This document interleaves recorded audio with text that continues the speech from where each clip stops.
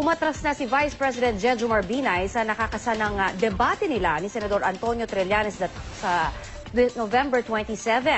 Ayaw daw kasi ni Binay na tila pinalalabas si Trillanes na hindi raw patas ang magiging debate dahil isa ring abogado ang pangalawang pangulo. Si Trillanes naman inaasahan na raw ang pag-urong ni Binay. Dagdag pa ng senador na sira ang kredibilidad ni Binay sa pag-atras niya sa debating siya rin naman ang naghamon. May ulat on the spot si Sandra Aguinaldo. Sandra? Yes, Rafi, at sinabi nga sa atin ni Vice President Jejomar Binay na hindi niya nagustuhan ang pahayag na ito ni Senador Antonio Trillanes IV na nakakalamang si VP Binay sa debate dahil abogado ito. Sabi ni Binay, tila raw pinalalabas ni Trillanes na hindi patas ang laban kapag sila ay nagharap sa debate sa November 27. Ayon na kay Binay, ngayong umaga lang nabuo ang kanyang desisyon matapos hinga ng reaksyon ng media tungkol sa naunang pahayag ni Trillanes. Narito po ang pahayag ni Vice President Binay. Sir, masasabi po ba na tuloy ang debate sa November 27? Hindi na, ayoko na. Ayoko na nga ng ganun eh. Dahil sa lumalabas ko, mapang-api ko, sinasamantala ko yung advantage ko, if ever I have an advantage. Ang advantage ko lang dito, dapat mag-uusap kami sa totoo lang.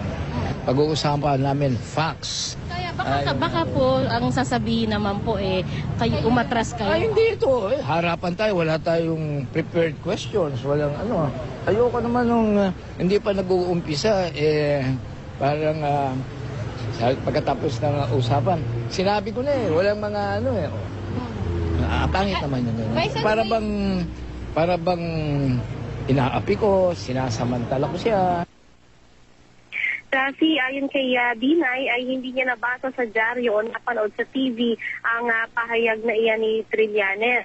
Ang pahayag kasi ni Trillanes ay sinasabi niyang nakakalamang si Binay dahil ito ay abogado samantalang siya ay sundalo. Ang kanyang background ganun naman ay kanya daw pagsusumikapan at paghahandaan yung parating na debate.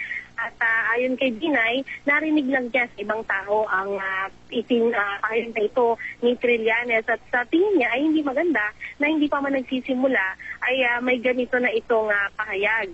Sa panayam na yan ng media ay sinabi rin nitong si Binay na as of last night ay buo pa yung kanyang desisyon na siya ay humarap sa debate at katunayan ngayong araw daw sana ay meeting pa siya with the members noong mga team na itinadala niya para kausapin ang kilusang o kapisana ng mga broadcast ng Pilipinas na siyang sponsor nitong debate. Pero ngayong umaga raw ay nagdesisyon na siya at ito ay final na hindi na siya haharap sa debate nila ni Trillanes.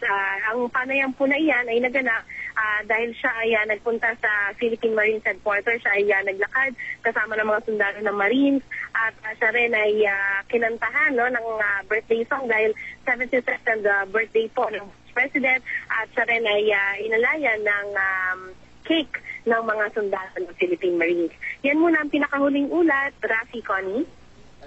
Sandra, lumalabas ba na dun sa pahayag nitong si Vice President Binay sa kanyang pag-atras, yung kapakanan pa ni Senadora Trillanes, yung kanyang ipinupunto at naisip para umatras siya dito sa nakatakdasan ng debate nila, Sandra?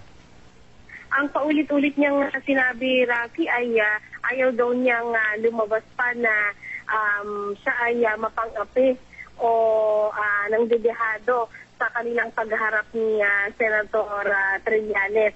At yan nga daw ay nagmumula doon sa naunang pahayag ni Trillanes na may advantage itong si Vice President sa debate dahil siya ay isang abogado. Rafi? Linawin ko lang, Sandra, na magpapadala ang kampo ni Binay ng formal letter sa KBP para sabihing called off na itong debate. Rafi, kausap ko nga lang ngayon lamang din si KBP President Herman Basbanyo at sinabi niya na wala pang formal notice sa kanila ang opisina ng Vice President and in fact last night daw ay meron pa silang usapan no, ng mga representatives ni Vice President na sila ay magmi-meeting pa within the week para nga sa mga paghahanda para dyan sa debate na yan. So sila ay nag-aabang lang din ng formal notice mula sa office ng Vice President, Rafi. Yes, Sandra, ito lang ang tanong ko rin dyan, ano? Initially kasi talagang matapang din niya sinasabi na hindi niya kailangan paghandaan itong debate na ito dahil mga luma ng mga akusasyon ang ibabato naman sa kanya. Hindi ba nabanggit man lang? Kasi parang it's hard for me, personally, to believe na yun talaga lang ang naging rason. Pwede siguro maging rason pa yung pamilya niya dahil ayaw ng pamilya niya initially and they're very, very vocal. Wala ba siyang nabanggit na nakaapekto rin sa kanyang desisyon sa pag-atras niya yung kanyang mismong pagtutol ng kanyang pamilya? Tama ka, Connie, kasi talagang aminado, like for example, yung kanyang anak, no, na si Senadora Nancy Binay, talagang sinabi niya against siya doon. At bukod dyan kay Senator Binay, may iba pang mga malalapit, no, na nakapaligid kay VP Binay na tutol din sa kanyang pagharap sa debate. Pero kanina sa aming panayam, nung tanungin namin siya na kung may kinalaman din ito doon sa mga paniwala ng mga nakapaligid sa kanya na dapat ay hindi siya umarap sa debate. Tinatanggi niya yun, na talaga daw ang kanyang desisyon na to ay dahil doon sa mga naunang pahayag ni Trillanes. At ma-share ko lang din po meron din siyang statement naman kanina na nabanggit niya na kung tutuusin, wala rin naman daw siyang mapapala doon sa debate dahil earlier nakapagpaliwanag na rin naman daw siya at paulit-ulit na lamang daw yung kanyang paliwanag. Although sabi rin niya, magandang venue nga daw sana yung debate to further explain ang kanyang posisyon. Kaya lamang sa tingin niya ay hindi siya natuwa at hindi niya nagustuhan yung pahayag ni Senador Trillanes. Connie? Sandra, na tanong mo rin ba kung paano nga ba niya sasalagin kaya ito, no? Kasi marami nang nag-expect, marami nang nag-aabang, lahat tayo, hindi ba? At pihado dahil sa kanyang pagbabagong isip, di ba? Ay marami ang talagang nadismaya dahil parang hindi mismo niya masasagot na inaasam din naman ng taong bayan na nagkakaroon din ng question doon sa kanyang estado ngayon because of all this mga investigasyon laban sa kanya. Ano bang plano daw niya? Paano niya sasalagin ito kaya, Sandra? Ayun, kaya nga, natanong siya, ilang beses din na parang kasi baka lumabas, umatras siya. Parang hindi niya itinuloy, no?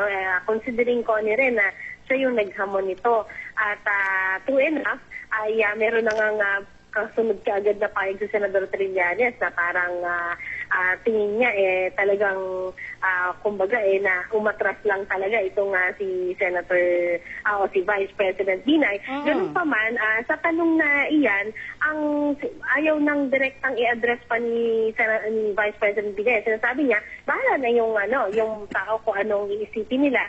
Siya lang daw ay nagre-react lamang at ito daw ay offshoot lamang ng naunang pahayag ni Senador Trillanes. Alright, ito huling tanong na mula sa akin, Sandra. Yung sinasabi kasi ni Senador Trillanes, meron siyang ilalabas na bagong mga ebidensya doon sa kanilang debate.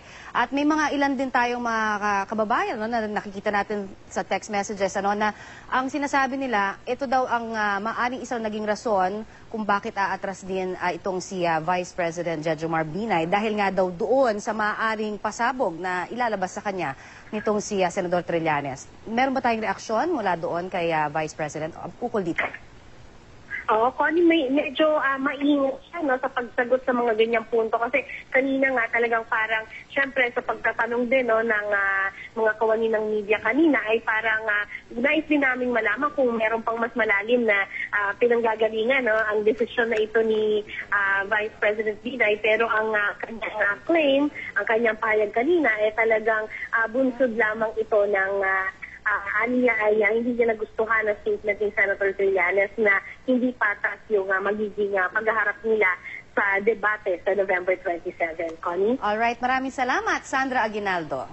Umatras na si Vice President Jejomar Binay sa nakakasanang debate nila ni Senador Antonio Trillanes sa November 27. Ayaw daw kasi ni Binay na tila pinalalabas si Trillanes na hindi raw patas ang magiging debate dahil isa ring abogado ang pangalawang pangulo. Si Trillanes naman inaasahan na raw ang pag-urong ni Binay. Dagdag pa ng senador, nasira ang kredibilidad ni Binay sa pag-atras niya sa debating siya rin naman ang naghamon. May ulat on the spot si Sandra Aguinaldo. Sandra? Yes, Rafi, at sinabi nga sa atin ni Vice President Jejomar Binay na hindi niya nagustuhan ang pahayag na ito ni Senador Antonio Trillanes IV na nakakalamang si VP Binay sa debate dahil abogado ito. Sabi ni Binay, tila raw pinalalabas ni Trillanes na hindi patas ang laban kapag sila ay nagharap sa debate sa November 27. Ayon na kay Binay, ngayong umaga lang nabuo ang kanyang desisyon matapos hinga ng reaksyon ng media tungkol sa naunang pahayag